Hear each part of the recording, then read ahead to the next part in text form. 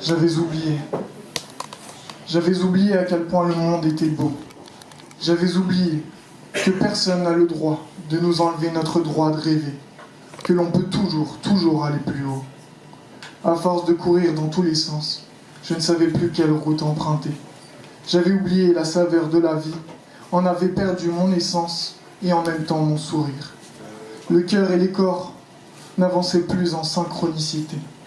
J'étais plongé dans une oppressante réalité, à des années-lumière de celle que je connaissais. Je croyais à tort y être enchaîné. Longtemps. J'ai été en colère contre ce monde qui me renvoyait chaque jour un peu plus mon impuissance. Impuissance à être, à faire et à avoir. À être celui que je rêvais d'être. Alors afin de comprendre ce monde, j'ai pris mon sac sur le dos pour en arpenter les contours. Détourné de mon chemin, 1001 fois j'ai cru m'être perdu. Mais en réalité, c'est juste que j'avais placé ma boussole dans vos mains.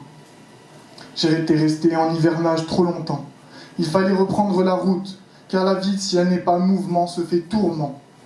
Alors j'ai décidé de rencontrer ce monde qui m'effrayait tant, de me permettre le doute et la nuance, et de ne plus lui apposer d'étiquette. Et j'ai enfin compris.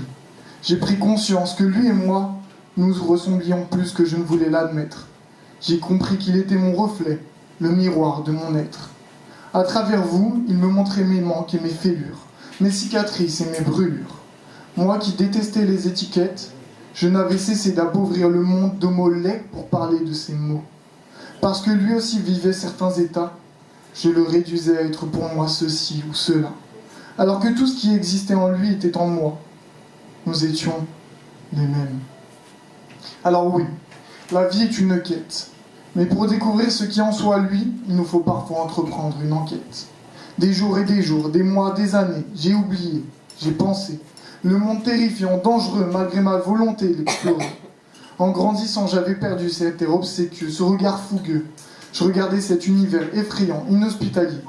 Moi qui à une époque avais fait de la vie mon terrain de jeu. Je n'avançais plus que mu par une putain de peur. Alors que je pouvais être tout, je me contentais d'être peu. La vie était devenue pour moi une jungle. Je rasais les murs comme certains rasent des arbres. J'évitais le moindre risque d'être blessé. Je portais des gants pour ne pas être touché. Je remplissais chaque jour un peu plus le sol de mes larmes. Mais le voyage du héros doit passer par 1001 péripéties afin de découvrir ce qui sommeille en lui. Même aujourd'hui et demain, je continue d'avoir peur. Ce qui a changé, c'est seulement la manière avec laquelle j'écoute mon cœur. Il a donc fallu recoller les pièces et il m'en reste encore à rassembler. 1001 lieux explorés, 1001 lacs traversés, afin d'exister dans cette infinie possibilité. Alors oui, moi je souhaite redevenir être comme eux, ceux qui n'ont pas peur des qu'en dira-t-on, ceux qui malgré la peur et leur air candide choisiront. Je veux avoir le choix, accepter ce monde et ses lois, afin de vivre pleinement ma vie.